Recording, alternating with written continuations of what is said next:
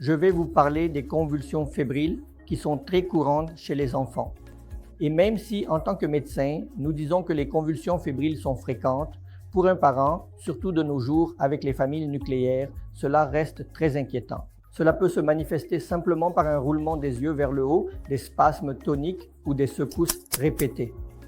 Ou, supposons que votre enfant présente ces symptômes sans autre problème, sans retard de développement, il n'y a pas lieu de s'inquiéter, ne paniquez pas.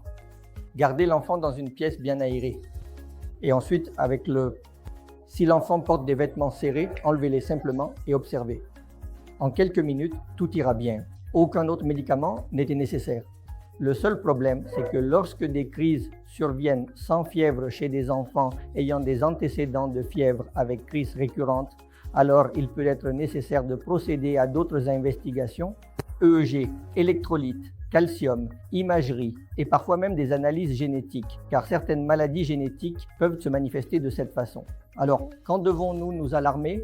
Quand devons-nous être prudents? Supposons que votre enfant ait des crises d'un seul côté, des crises répétées avec fièvre d'un seul côté, suivies d'une faiblesse des mains, d'une faiblesse des jambes, puis d'un état de conscience altéré pendant une période prolongée, alors vous devez vous inquiéter. Donc, gardez cela à l'esprit chaque fois que votre enfant a de la fièvre accompagnée de convulsions. En général, aucun médicament n'est nécessaire. Aucun traitement à long terme n'est recommandé. Nous donnons un comprimé de clobazam au moment de la fièvre accompagné de convulsions à la période de l'année où votre enfant présente un nouvel épisode.